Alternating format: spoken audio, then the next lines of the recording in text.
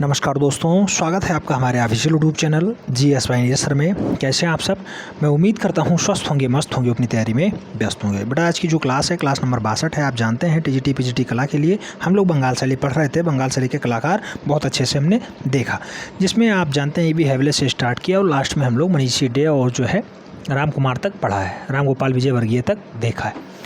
आज के इस वीडियो में हम लोग बंगाल शैली का सुपरफास्ट डिवीज़न देखने जा रहे हैं। हालांकि ये सुपरफास्ट डिवीज़न एक क्लास में नहीं हो पाएगा, यहाँ पे 2 क्लास होगी। तो सुपरफास्ट डिवीज़न 1 ये है, जो सुपरफास्ट डिवीज़न 2 कल आएगी। ठीक है, तो 2 क्लासों में होगी, क्योंकि आप जानते हैं बंगाल शैली में लगभग 15 साल का इतिहास तो देखा जा रहा है, चित्रकला का इतिहास, लेकिन डाटा थोड़ा ज़्यादा है, इसलिए इसे हम लोग 2 भागों में देखने का प्रयास कर रहे हैं। और हालांकि अगर इससे जो है रिलेटेड क्वेश्चंस देखेंगे तो लगभग 100+ क्वेश्चंस भी हम लोग इससे सॉल्व करने वाले हैं। तो आगे की बात है, फिलहाल आज क्लास 1 में आइए हम लोग देखते हैं बंगाल शैली के बारे में। बंगाल शैली की अगर बात करते हैं तो आप जानते हैं कहाँ विकसित होती है, बंगाल राज्य में विकसित होती है। वर्तमान में ममता दीदी की वहाँ सरकार चल रही है, आप जानते होंगे। बंगाल शैली के विकास की बात अगर बात करें तो कब होता है बेटा, तो ये 1905 से 1920 के मध्य जो है बंगाल शैली फली फूली और आगे बढ़ी है। यहाँ पे बहुत सारे जो है चित्रकार आएंगे, लेकिन सबसे मुख्य चित्रकार अवनींद्रनाथ टैगोर का नाम रहता है, अवनी बाबू का नाम रहता है। एक दृश्य है, ये आप देख सकते हैं, दृश्य है यात्रा का अंत। एक ऊँट है जो है अपनी यात्रा में दम तोड़ता हुआ दर्शाया गया है। ऐसा मार्मिक दृश्य जो है दर्शाने का प्रयास जो है किसने किया है, तो ये अवनींद्रनाथ टैगोर ने किया है। यात्रा का अंत बहुत फेमस दृश्य है, बहुत मार्मिक दृश्य है। ये क्वेश्चंस बहुत बार पूछा जा चुका है, देख लीजिएगा। बहुत मार्मिक दृश्य, एक बार दोबारा देख लीजिए, उसके बाद हम लोग आगे बढ़ते हैं। अवनींद्रनाथ टैगोर का यात्रा का अंत बहुत फेमस दृश्य है, ये बंगाल शैली का है, याद रखना है। बंगाल शैली की अगर और बात करते हैं तो बंगाल चित्रशैली में आधारशिला किसने रखी है, तो आधुनिक भारतीय चित्रकला की जो है नींव रख दी गई है बंगाल शैली के द्वारा। तो आधुनिक भारतीय चित्रकला की नींव बंगाल शैली के द्वारा ही रखी जाती है, याद रखना है। क्वेश्चंस पूछा जा चुका है, इसलिए जो है इंपॉर्टेंट डाटा है, याद रखना है। भारतीय आधुनिक चित्रकला का इतिहास आरंभ होता है कब से, तो ये बंगाल शैली से ही स्टार्ट हो जाता है। भारतीय आधुनिक चित्रकला का इतिहास बंगाल शैली से ही माना जाता है, यानी 1905 से ही माना जाता है। आगे बात करते हैं तो भारतीय चित्रकला के पुनर्जागरण का श्रेय किसे जाता है, पुनर्जागरण का श्रेय किसे जाता है बेटा, तो भारतीय चित्रकला में पुनर्जागरण का श्रेय बंगाल शैली को ही जाता है। भारत में प्रथम आधुनिक कला आंदोलन बंगाल स्कूल का नेतृत्व किसने किया था, तो जब बंगाल स्कूल में कला आंदोलन चल रहा था तो उसका जो है नेतृत्व का काम या नेता का काम जो है अवनींद्रनाथ टैगोर ने किया था, जिसे अवनी बाबू के नाम से जानते हैं। यात्रा का अंत उनका बहुत ही फेमस दृश्य है, भारत माता भी उनका बहुत फेमस दृश्य है। तो ये सब आपको सदैव याद रखना है, क्वेश्चन ऐसे ही पूछे जाते हैं। नेक्स्ट पॉइंट कह रहा है, भारत में एक नवीन कला आंदोलन किसके सहयोग से चलता है, तो बेटा ये सहयोग जो होता है ये अवनी बाबू का ही होता है, अवनींद्रनाथ टैगोर का ही होता है। आप जानते हैं आधुनिक कला आंदोलन बंगाल स्कूल से स्टार्ट होता है और अवनींद्रनाथ टैगोर के साथ जो है इनके सहयोग से आगे बढ़ता है। बंगाल पुनरुत्थान युग के प्रवर्तक कौन माने जाते हैं, ये भी क्वेश्चंस पूछा गया है। तो बंगाल पुनरुत्थान युग के प्रवर्तक जो है अवनी बाबू ही माने जाते हैं, यानी अवनींद्रनाथ टैगोर ही माने जाते हैं। इसका PDF फाइल जो है व्हाट्सएप पेड ग्रुप पे भेजा जाएगा, उसमें कोई डाउट नहीं है। हालांकि थोड़ी सी क्लास आज इसलिए डिले हो गई कि जो है नेटवर्क का बहुत ज़्यादा समस्या चल रहा है, नेटवर्क इशू चल रहा था, इसलिए ऐसा हो पाया है। भारतीय चित्रकला की नवीन जागृति के पिता किसे कहे जाते हैं, मूल रूप से इन्हें भी अवनींद्रनाथ टैगोर को ही कहा जाता है। भारतीय चित्रकला के नवीन जागृति के पिता, नवीन जागृति शब्द जुड़ा है तो अवनी बाबू राइट आंसर बनेंगे। पुनः जागरण आंदोलन के कर्णधार कौन है, यानी पुनर्जागरण आंदोलन के सूत्रधार कौन माने जाते हैं, वो भी अवनी बाबू ही माने जाते हैं। अवनी बाबू आप जानते होंगे वास चित्रण के बहुत ही अच्छे चितैरे हैं। अवनींद्रनाथ ने जिस छोटे से स्कूल की स्थापना की थी उसे क्या कहा जाता है, बंगाल स्कूल कहा जाता है। ये भी क्वेश्चंस बहुत बार पूछा गया है, सीधे सीधे क्वेश्चंस पूछा जाएगा MCQs में। परसों जब हम लोग वीडियो देखेंगे तो उसमें MCQs मिलेगा, अक्सर जो है आपको अवनी बाबू से क्वेश्चंस देखने को मिलेंगे, यही सीधे सीधे क्वेश्चंस ऐसे पूछे जाएंगे। बंगाल कला स्कूल के अग्रणी कौन थे, बेटा बंगाल कला स्कूल को जो एस्टेब्लिश करने का काम जो है अवनी बाबू कर रहा है, उसके सूत्रधार भी यही रहे हैं, तो उन्हें अवनी बाबू ही इसके जो है अग्रणी माने जाएंगे। राइट आंसर अवनी बाबू के साथ ही जाएगा। नेक्स्ट, बंगाल कला शैली की जो है तकनीकी कौन सी है, किस तकनीकी के नाम से ये जानी जाती है, तो ये वास चित्रण तकनीकी इस नाम से जानी जाती है। वास चित्रण तकनीकी आप जानते हैं अवनी बाबू ही यहाँ लेकर के आते हैं। आगे बात करते हैं, बंगाल शैली के चित्रकारों ने किस तकनीकी का प्रयोग खूब अच्छे से किया है, तो बंगाल शैली में ज़्यादातर चित्रकार जो है वास टेक्निकी यानी वास चित्रण को बहुत अच्छे से प्रयोग किया है, पिरोया है। आगे हम लोग बात करते हैं तो वास तकनीकी की रेखाएं भारतीय कला से प्रेरित हैं, लेकिन तकनीकी कौन सी है, तो चीनी और जापानी तकनीकी है और कलाएं जो हैं ये भारतीय कलाएं हैं। कौन सी? वास्त तकनीकी। जो बंगाल की वास्त तकनीकी है जो है ये मूल रूप से तकनीकी चीनी जापानी है, जबकि जो कला है ये भारतीय कला है, याद रखना है, डाटा इंपॉर्टेंट है। बंगाल शैली के जनक कौन है? तो ये भी अवनींद्रनाथ ठाकुर ही माने जाते हैं। इसे ठाकुर शैली भी कहा जाता है, बंगाल शैली को ठाकुर शैली भी कहा जाता है, ये भी याद रखना है। अवनी बाबू मूल से बंगाल शैली के जनक माने जाते हैं। वास्त चित्रण पद्धति के जन्मदाता कौन माने जाते हैं? वो भी अवनी बाबू ही माने जाएंगे, क्योंकि बंगाल शैली के जन्मदाता हैं। वास्त चित्रण इन्होंने स्टार्ट किया है, तो वास्त जो है चित्रण पद्धति के भी जन्मदाता यही मान लिए जाएंगे। नेक्स्ट, पुनर्जागृति आंदोलन क्या था? तो बेटा पाश्चात्य प्रभावों को नकार कर भारतीय परंपरागत मूल्यों को पुनः स्थापित करना पुनर्जागरण आंदोलन था। नेक्स्ट, अर्नेस्ट बिनफील्ड हैवेल यानी ईवी हैवेल कौन थे? बेटा ये कलकत्ता कला स्कूल के प्रिंसिपल थे, और इन्हीं के सहयोग से जो है अवनी बाबू ने बहुत सारे कार्य जो है बहुत अच्छे ढंग से कर लिए। तो ये कलकत्ता कला स्कूल के प्रिंसिपल थे अर्नेस्ट बिनफील्ड हैवेल या ईवी हैवेल। इनका योगदान जो है अवनी बाबू के जीवन में बहुत ज़्यादा रहा है। नेक्स्ट, कला महाविद्यालय के प्रधानाचार्य के रूप में ईबी हैवेले ने अपने विद्यार्थियों को किस शैली के लघु चित्रों की प्रतिलिपियां बनाने के लिए प्रोत्साहित किया है? तो मुगल शैली के चित्रों को ये जो है छोटे छोटे चित्रों में बनाने के लिए कह रहे थे, यानी उसकी प्रतिलिपियां ये तैयार करवाने के लिए कह रहे थे। कौन? ईबी हैवेले साहब। ईबी हैवेले से ये क्वेश्चंस पूछे जाते हैं।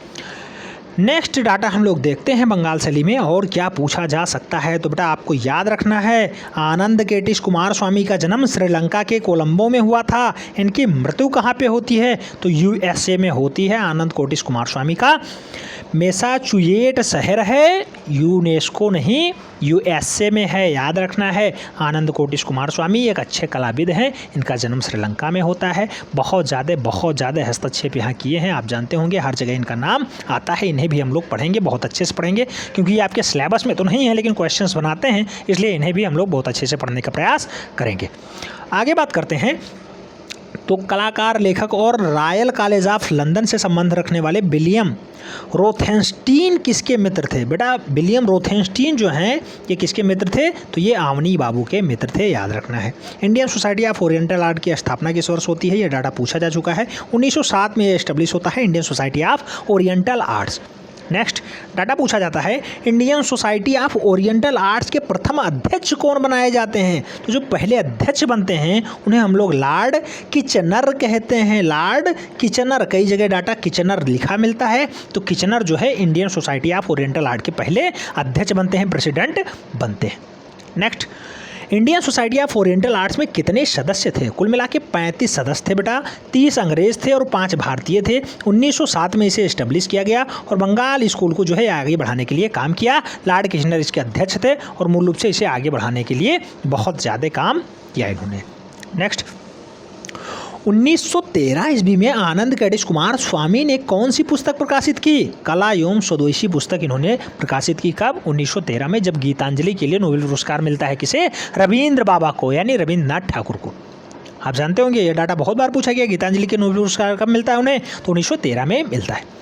भारतीय कला जगत में यूरोपीय कला शैलियों के प्रति रुचि उत्पन्न करने का काम किसने किया है? तो 18वीं शताब्दी के अंत और 19वीं शताब्दी के आरंभ में जो ब्रिटिश पेशेवर चित्रकार थे उन्होंने ऐसी जागृति जो है जला दी, जिससे जो है कला जगत में यूरोपीय कला शैलियों के प्रति थोड़ा सा झुकाव बढ़ गया और उसके लिए जो है बहुत ज़्यादा काम करना स्टार्ट कर दिए लोग। ठीक है, आगे हम लोग बात करते हैं। तो डाटा पूछा गया है कि बंगाल शैली का दूसरा नाम क्या है? तो मैंने पहले ही बताया था, ठाकुर शैली भी इसे कहा जाता है। बंगाल शैली को हम लोग ठाकुर शैली की भी उपमा दे चुके हैं। 19वीं शताब्दी में भारत के किस कला विद्यालय में मूल रूप से किस कला विश्वविद्यालय किसने स्थापित किया? यानी 19वीं शताब्दी में भारत में कला विश्वविद्यालय किसने एस्टेब्लिश किया है? तो भारत में कला विश्वविद्यालय एस्टेब्लिश करने का जो काम है वो अंग्रेजों का है, यानी ब्रिटिश शासकों का रहा है। ब्रिटिश शासकों का रहा है। आप जानते हैं लॉर्ड किचनर ऐसे नहीं जो है Indian society of oriental art के पहले अध्यक्ष बने थे। 1907 में जब वो एस्टेब्लिश हुआ तो इनका बहुत ज़्यादा वहाँ पे प्रभाव था, तब किचनर वहाँ पे अध्यक्ष बनाए गए थे। जबकि 35 अंग्रेज थे, 5 भारतीय थे, एक कोई भारतीय भी बनाया जा सकता था, लेकिन नहीं, 35 में केवल लॉर्ड किचनर ही नंबर 1 पे थे जिन्हें उन्हें अध्यक्षता का पद मिला था। हिसिदा कौन था? हिसिदा, ये क्वेश्चन पूछा गया है। हिसिदा कौन था बेटा? ये जापानी चित्रकार था जो है इक्विवेलेंट था इन्हीं के, अवनी बाबू के। हिसिदा से भी इनका जो है थोड़ा बहुत लेना देना था। आगे बात करते हैं, ओंकाकुरा जापान से भारत कब आया था? ओंकाकुरा भी जो है चित्रकार है 1902 में मूल रूप से भारत आता है और यहाँ पे वो चित्रकारी स्टार्ट करता है। ओंकाकुरा जापानी कलाकार है कि प्रसिद्ध पुस्तक कौन सी है? तो ideals of the east. Ideal of the east जो है पुस्तक के लेखक कौन है? तो ओंकाकुरा। ओंकाकुरा कहाँ से आए हैं? जापान से आए हैं, भारत में चित्रकारी किए हैं, 1902 में भारत आते हैं। रूपम नामक कला पत्रिका, ये डाटा पूछा गया बेटा। रूपम नामक कला पत्रिका, ये डाटा पूछा गया है, याद रखना है। रूपम नामक कला पत्रिका प्रकाशन में कब आती है? 1919 में आती है। कलकत्ता से आरंभ किया, किसने आरंभ किया? तो अद्वितीय कुमार गांगुली, यानी ओसी गांगुली, ओके गांगुली या ओसी गांगुली इनका पूरा नाम रहता है। रूपम नामक पत्रिका को ये 1919 में प्रकाशित करवाते हैं। कहाँ से? कोलकाता से प्रकाशित करवाते हैं, याद रखना है, डाटा इंपॉर्टेंट है। एक डाटा और जो है अवनी बाबू से पूछा जाता है वो ये है कि 1954 में राजेंद्र लाल मिश्र और जो है यतीश मोहन ने किस संस्था की स्थापना की थी?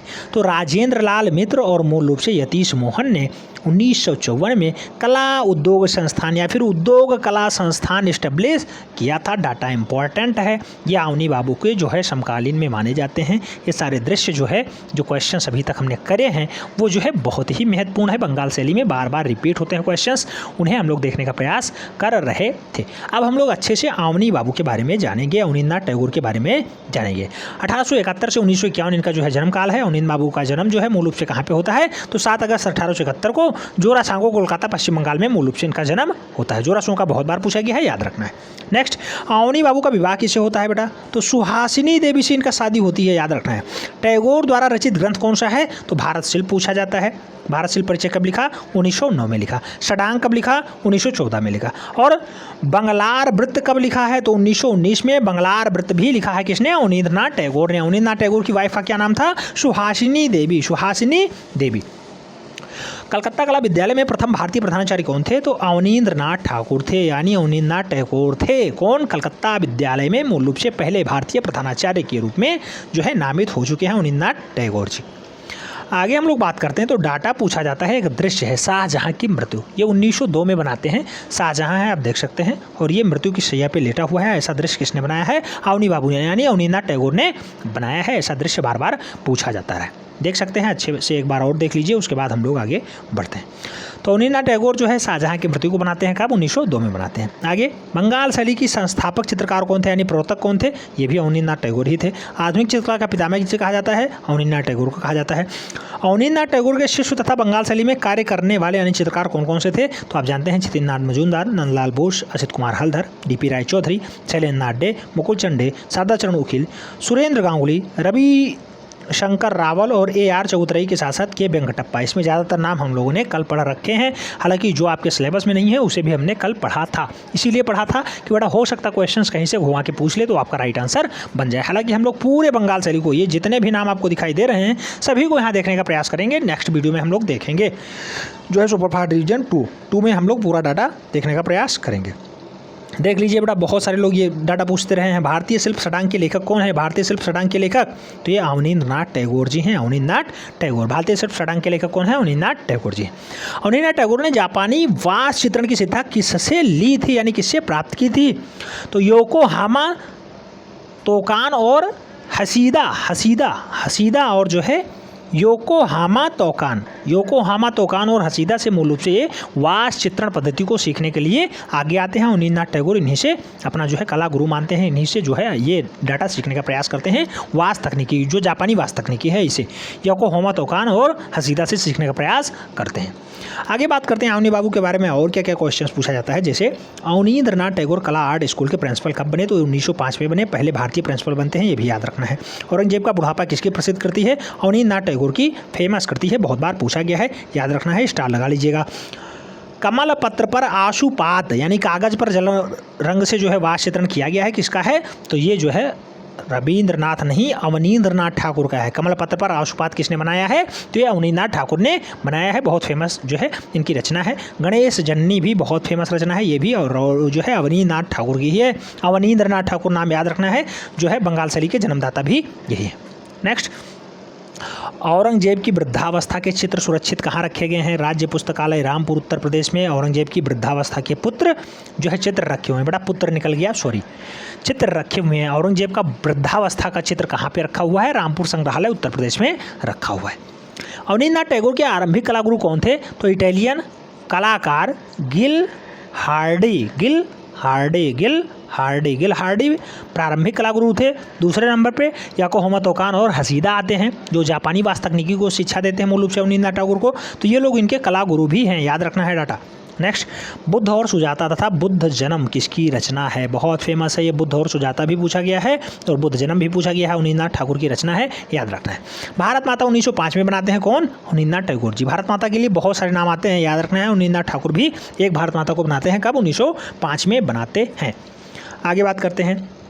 तो अवनींद्रनाथ ठाकुर जो है, अवनींद्रनाथ टैगोर ने भारत माता तथा संध्यादीप किस तकनीकी में बनाई? तो जापानी वास्तु तकनीकी में बनाई। जापानी वास्तु तकनीकी यानी कि याकोहामा तोकान और हसीदा ने जो सिखाया वही से ये जो है भारत माता को और संध्यादीप को बनाने के लिए काम करते हैं। अवनींद्रनाथ टैगोर द्वारा बनाया गया क्षेत्र जो है क्रांतिकारियों से नए जोश का संचार किसने किया है? तो वो भारत माता से हुआ है। नेक्स्ट, अवनींद्रनाथ टैगोर द्वारा चित्रित एक प्रमुख चित्रकला यानी चित्र श्रृंखला का नाम बताइए। तो अरेबियन नाइट्स किसने बनाया है? अवनींद्रनाथ टैगोर ने बनाया है। बहुत अच्छी रचना है, बहुत फेमस रचना है। वास्तु चित्रांकन के लिए अवनींद्रनाथ टैगोर धरातल के रूप में क्या प्रयुक्त करते थे? तो इंग्लैंड का बना हुआ कार्टेज पेपर ये मूल रूप से धरातल पे प्रयोग किया करते थे। कार्टेज पेपर पे सबसे ज़्यादा चित्रण का कार्य अवनींद्रनाथ टैगोर ने किया है।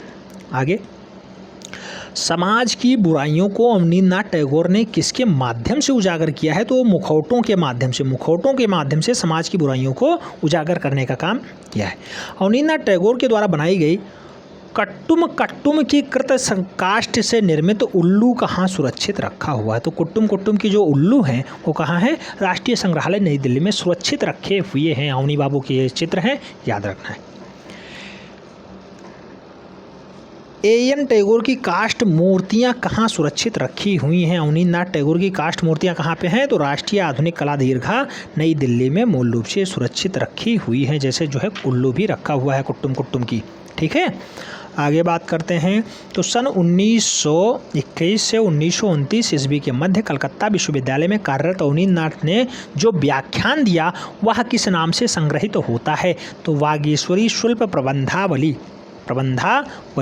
वागीश्वरी शिल्प प्रबंधावली के नाम से जो है ये व्याख्यान छपता है और बहुत फेमस भी होता है। अवनींद्रनाथ ठाकुर ने व्याख्यान दिया था 1921 से 1929 में, जब ये प्रिंसिपल थे कलकत्ता विश्वविद्यालय के, तब इन्होंने ऐसा व्याख्यान दिया था।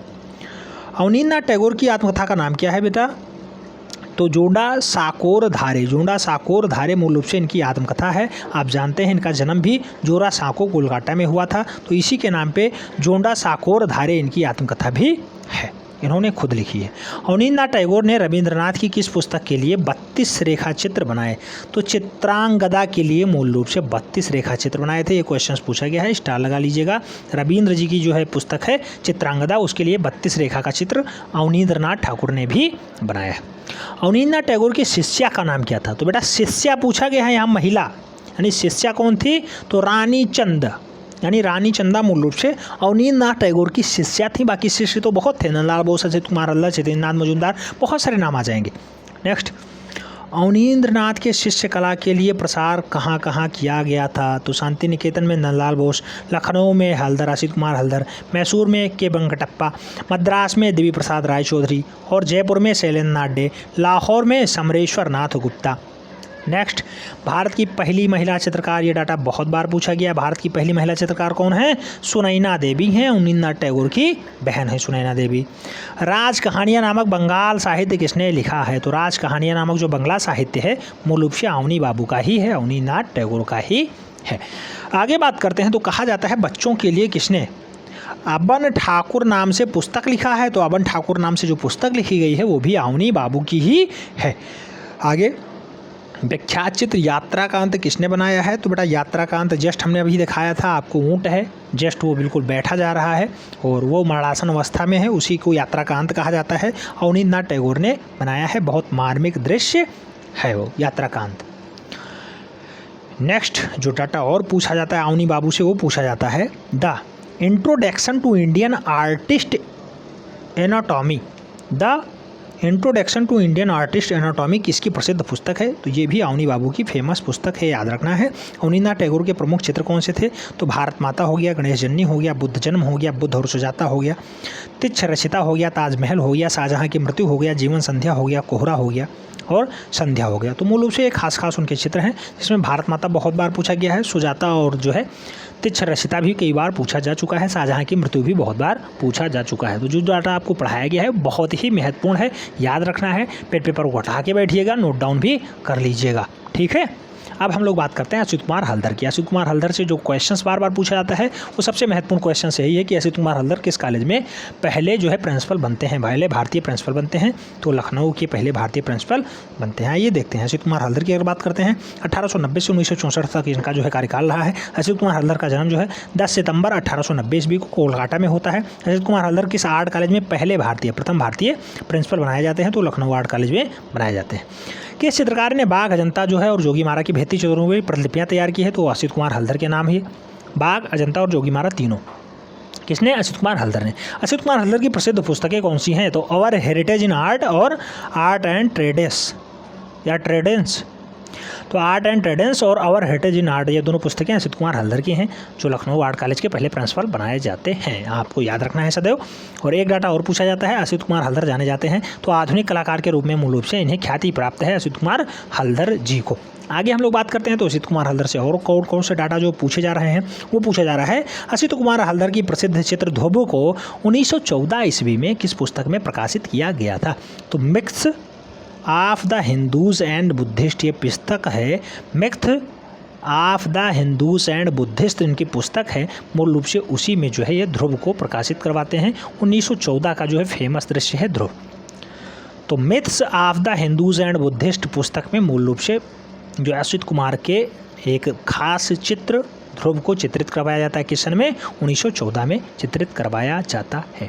आप देख सकते हैं ये हैं बुद्ध बैठे हुए हैं और इन्हीं को चित्रित करवाया गया है कब? 1914 ईस्वी में। 1914 ईस्वी में ये डाटा याद रखना है। आगे जो और हल्दर से क्वेश्चंस पूछे जाते हैं वो ये हैं कि हल्दर की मधुरता का महान स्मारक कौन सा चित्र है? तो द फ्लेम ऑफ म्यूजियम यानी संगीत की लौह जो है बहुत फेमस है। इसके रचनाकार कौन है? तो इसके रचनाकार जो है या मूल रूप से इसके जो है चित्रकार कौन है? तो वो है Achyut Kumar Haldar ji. The flame of music, the flame of music यानी संगीत की लौह किसने बनाया? हल्दर ने बनाया है। आगे एक डाटा और, अच्युत कुमार हल्दर सुप्रसिद्ध चित्र कौन कौन से हैं? तो ऋतु संहार बहुत बार पूछा गया है। ऋतु संहार किसने बनाया? अच्युत कुमार हल्दर ने बनाया।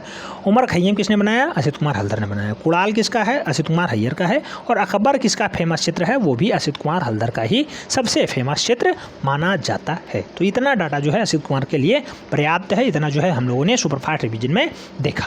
अब नंदलाल बोस के बारे में देख लेते हैं। बेटा नंदलाल बोस भी आपके जीवन में बहुत ही खास परिवर्तन लाएंगे क्योंकि लगभग 2 से 3 प्रश्न नंदलाल बोस अकेले लेकर के आते हैं, याद रखना है। नव बंगाल आंदोलन किसकी देन है? नंदलाल बोस की ही देन है। नंदलाल बोस की अगर बात करते हैं 1882 से 1966 ईस्वी तक इनका कार्यकाल रहा है। नव बंगाल आंदोलन किसकी देन है? नंदलाल बोस की देन है। नंदलाल बोस का जन्म कब और कहाँ होता है? तो 3 दिसंबर 1882 ईस्वी को मुंगेर बिहार में इनका जन्म होता है। बहुत बार पूछा गया ये। 3 दिसंबर 1882 को मुंगेर बिहार में किसका जन्म होता है? नंदलाल बोस जी का जन्म होता है। नंदलाल बोस का प्रसिद्ध चित्र कौन सा है? बीणा वादनी बहुत फेमस चित्र है नंदलाल बोस का। Indian society of oriental arts की प्रथम प्रदर्शनी में नंदलाल बोस को उनकी सती नामक चित्र के लिए कितने रुपए मिले थे? तो सती नामक चित्र के लिए 500 रुपये इन्हें पुरस्कार के रूप में मिला था। किसे? नंदलाल बोस जी को। आगे बात करते हैं तो एक डाटा और बहुत पूछा जाता है कि 1909 से 11 ईस्वी के मध्य लेडी हिरंगम की अध्यक्षता में अच्युत कुमार हल्दर के साथ साथ अजंता की अनुकृतियाँ किसने तैयार करवाई? तो नंदलाल बोस ने तैयार करवाई थी। 10 से 11 के बीच डाटा याद रखना है, कई बार पूछा जा चुका है, स्टार लगा लीजिएगा। अब एक डाटा आता है पार्थ सारथी, ये रचना है बेटा देख लीजिए। पार्थ सारथी ये रचना है, भगवान विष्णु है, देख सकते हैं आप पार्थ सारथी। और इसको चित्रित करने का काम किसका है? तो नंदलाल बोस ने बनाया है, बहुत फेमस है, याद रखना है। नेक्स्ट, नंदलाल बोस के कलाकार जीवन में मुख्य परिवर्तन किसके चित्र देखने के बाद आते हैं? तो अजंता के भित्ति चित्रण जब वो देखते हैं उसके बाद उनका कला जो है जागृत होता है और मूल रूप से वो ऐसा कारनामा करने में स्टार्ट कर देते हैं। आगे बात करें तो नंदलाल बोस किसके शिष्य माने जाते हैं? अवनी बाबू के शिष्य माने जाते हैं। हरिपुरा कांग्रेस का पोस्टर किसने चित्रित किया? वो नंदलाल बोस ने ही चित्रित किया है। हरिपुरा विज्ञान के जो प्रसिद्ध कलाकार हैं वो कौन हैं, तो नंदलाल बोस ही माने जाते हैं। हरिपुरा पोस्टर का शीर्षक कौन सा था, तो जमीन जोतने वाला किसान जो है भारतीय किसान बनाया गया था। किसने बनाया था, नंदलाल बोस ने बनाया था। और किसके आह्वान पे बनाया था, गांधी जी के आह्वान पे नंदलाल बोस ने ऐसा कार्य किया था। आगे बात करते हैं, डाटा पूछा जाता है, किसने रविन्द्रनाथ टैगोर की पुस्तक सहज पाठ का चित्रण यानी ट्रांसलेशन बनाया है, तो सहज पाठ का चित्र किसने बनाया है, नंदलाल बोस ने बनाया है। सहज पाठ किसकी पुस्तक है, रविंद्रनाथ की पुस्तक है, रविंद्र बाबू की पुस्तक है, याद रखना है। अवनींद्रनाथ के चाचा हैं, अवनींद्रनाथ टैगोर के चाचा हैं रविंद्रनाथ टैगोर जी, जिन्हें गीतांजलि के लिए 1911 में पुरस्कार 1913 में मिलता है। आप जानते होंगे 1913 में क्या मिलता है, भारत रत्न मिलता है, साहित्य का नोबेल पुरस्कार मिलता है बेटा। भारत रत्न छोड़ो, साहित्य का नोबेल पुरस्कार मिलता है 1913 में। नेक्स्ट, हरिपुरा पैनल का विषय वस्तु बताइए, तो भारतीय ग्राम्य जीवन मूल रूप से इनकी विषय वस्तु रही है हरिपुरा पैनल में। हरिपुरा पैनल में सबसे ज़्यादा काम जो है नंदलाल बोस का ही रहा है। दो पुस्तकें बहुत फेमस हैं इनकी, एक शिल्पकथा और रूपावली, ये दोनों पुस्तकें हैं किसकी हैं, नंदलाल बोस की हैं, बहुत फेमस हैं, याद रखना है। 1954 में भारत सरकार द्वारा पद्म विभूषण से इन्हें कब सम्मानित किया गया, 1954 में किसे, नंदलाल बोस साहब को जो है इन्हें जो है सम्मानित करने का काम भारत सरकार ने किया है 1954 में ही। आगे बात करते हैं, तो नंदलाल बोस को और बहुत सारे सम्मान मिलते हैं, जैसे भारतीय चित्रकला को सम्मान दिलाने का श्रेय किसका रहा है, तो नंदलाल बोस का रहा है। नंदलाल बोस का नाम किस संस्था से जुड़ा रहा है, तो शांति निकेतन से जुड़ा रहा है। आगे अगर बात करते हैं, पहले भारतीय कलाकार जिनकी कलाकृतियों पर सर्वप्रथम रंगीन वृत्त चित्र यानी डॉक्यूमेंट्री तैयार हुई, तो डॉक्यूमेंट्री सबसे पहले नंदलाल बोस के चित्रों पर ही बनी है, ये भी याद रखना है। आगे बात करते हैं, तो नंदलाल बोस के प्रथम अध्यक्ष बनाए गए थे। नंदलाल बोस कहाँ पहले अध्यक्ष बने, तो कला भवन शांति निकेतन में सबसे पहले अध्यक्ष भी नंदलाल बोस साहब ही बनाए गए थे। नंदलाल बोस शांति निकेतन में कला भवन में अध्यक्ष कब बनाए गए थे, 1922 ईस्वी में बनाए गए थे। रविन्द्रनाथ टैगोर द्वारा गीतांजलि के लिए चित्रण कार्य किसने किया है, तो गीतांजलि के चित्र बनाए हैं मूल रूप से नंदलाल बोस ने। नंदलाल बोस ने गीतांजलि के भी चित्र बनाए हैं, और नंदलाल बोस ने और क्या, तो नंदलाल बोस ने और गांधी जी की दांडी यात्रा भी बनाई है। नंदलाल बोस आप जानते होंगे शांति निकेतन से ही जुड़े रहे हैं। आगे बात करते हैं, तो नंदलाल बोस के बारे में और बहुत सारी जानकारियाँ मिलती हैं, जैसे गांधी की दांडी यात्रा किसकी कृति है, तो ये भी नंदलाल बोस की ही मानी जाती है।